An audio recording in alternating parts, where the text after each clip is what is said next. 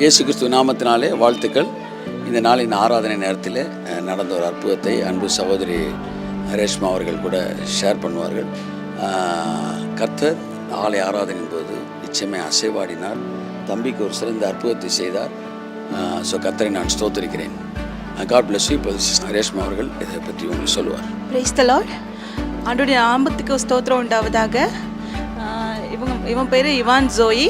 என் அக்காவோட பையன். பிறக்கும்போது கொஞ்சம் ப்ரீத்திங் ப்ராப்ளம் இருந்தது. ஹாஸ்பிட்டல் ஷிஃப்ட் வேறு ஹாஸ்பிட்டல் ஷிஃப்ட் பண்ணாங்க. அவனுக்கு கொஞ்சம் டிசபிலிட்டி இருந்துச்சு, வாக்கிங் ப்ராப்ளம் இருந்துச்சு. ப்ளஸ் ஐஸில் கண்ணு ஒரு கண்ணு மட்டும் மாறு கண்ணு மாதிரி இருக்கும். திருநெல்வேலியில் தான் அரவிந்த் ஹாஸ்பிட்டலில் மெடிசன் எடுத்துகிட்டு இருக்காங்க. இன்றைக்கி நாங்கள் சர்வீஸ் கூப்பிட்டு வந்திருந்தோம்.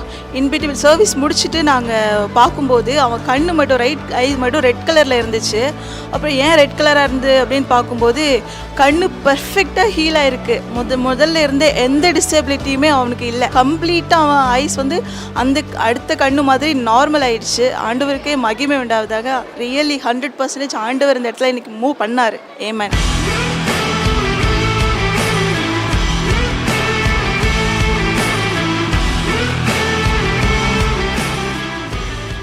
ப்ரைஸ் தி லார்ட் எவ்ரிவன்.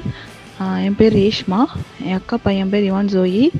நான் அவனை பற்றி அவனுக்கு நடந்த ஒரு சின்ன சாட்சி ஷேர் பண்ணணும்னு நினைக்கிறேன். இப்போது அதுக்கப்புறம் சர்வீஸ் முடிச்சதுக்கப்புறம் அண்ணாக்கிட்ட சொல்லி காலில் ஒரு சின்ன வீக்னஸ் இருக்குது, வாக்கிங்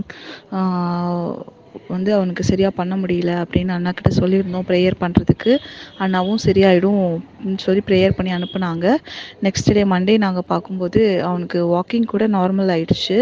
அவன் வாக் பண்ணும்போது எப்படின்னா 2 ஸ்டெப் முன்னாடி போயிட்டு அப்புறம் ஒரு பேலன்ஸ் இல்லாமல் பின்னாடி வருவான். அது அவனுக்கு பை பர்த்து சரியாக ஆக்சிஜன் கிடைக்காதனால அவன் பிரெயினில் ஒரு ஹைபாக்சிக் சீக்கல் ஃபார்ம் ஆகிட்டுருக்கு.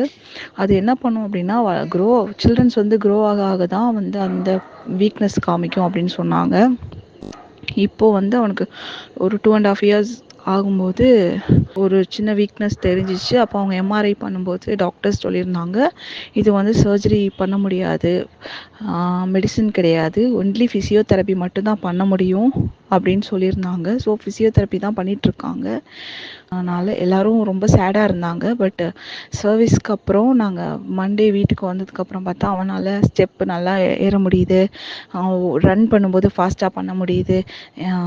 உண்மையாகவே ஆண்டவருக்கு ஸ்தோத்திரம். ஆண்டவர் தான் 100% அவனுக்கு ஹீலிங்கை தந்திருக்காங்க.